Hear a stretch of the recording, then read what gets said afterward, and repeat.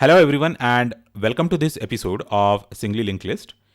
In the last episode we saw how to fetch an element at particular index recursively. So we were passing a particular index to the routine that we have written, and that routine was fetching the element, and if the index did not exist then it was throwing the assert error. Okay, so we were asserting false. Now we are going to write the same thing with recursion, and it is quite easy actually. So I'm going to say def, and it is going to be a standalone thing. It is not going to be the part of that particular cell or that particular class method. So this is a function. It is not a class method.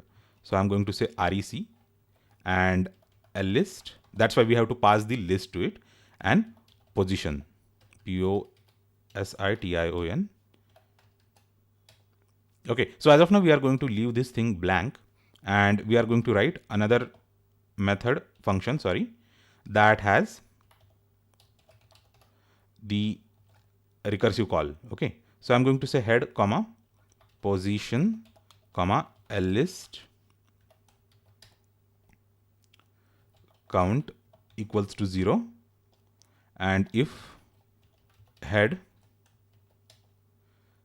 so here we are saying count equals to 0, and here we are checking if that particular part of list is not null, okay, or it is not none. And if we are able to find the given index, then we are just going ahead with printing that item. Okay, so that's quite easy. We can just go ahead and say print head dot data. Else we are actually calling again this get nth node recursively, and that is also quite easy. So for recursion we have to decrease something. Okay, so here we are increasing the next thing and we are decreasing that position. So that's it. That is very simple call. And finally we have to handle the case where we haven't found that index, and we are simply printing non-existent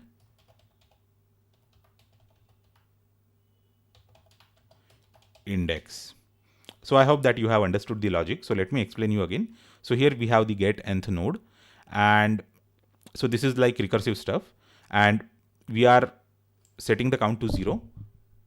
And if head means if that list is not empty, then we are checking if the count equals to position. Okay, and if we have found that particular index, then we are printing the data. Otherwise we are calling this thing recursively.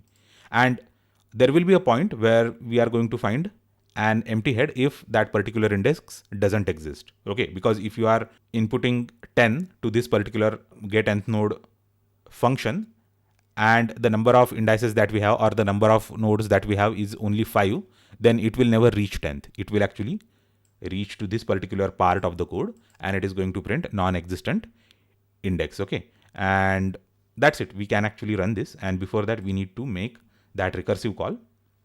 So I will say get nth node. So let me copy this and get nth node and head and position and a list. Okay, so that is the call to this function that we are making, and let's execute it, and let us create a linked list like this. So we have created the linked list, and let us print that list. Okay, so let us make a recursive call, and I'm going to say get nth rec list comma 10. Now we know that the 10th position doesn't exist. Okay, so here we have some issue. It can be resolved easily. I will just say l list dot head, and let me re-execute this, and let me re-execute this, and it says non-existent index.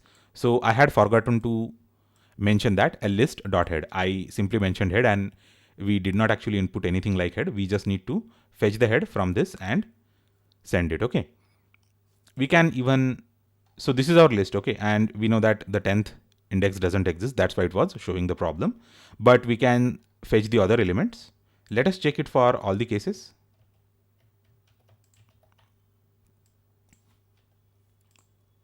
So here the 0th position is 8, and let us check for -1, Okay, it is saying non-existent index. So we are checking this way all the cases possible. 6,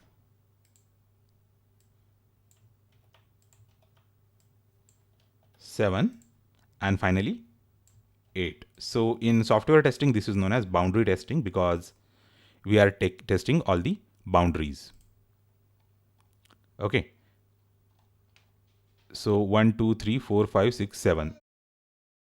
So there are totally 7 elements. That is why it is saying for 7th and 8th non-existent indexes.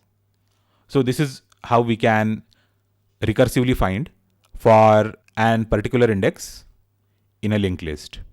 So I hope that you have understood this entire episode. Thanks a lot for watching this, and I will see you next time.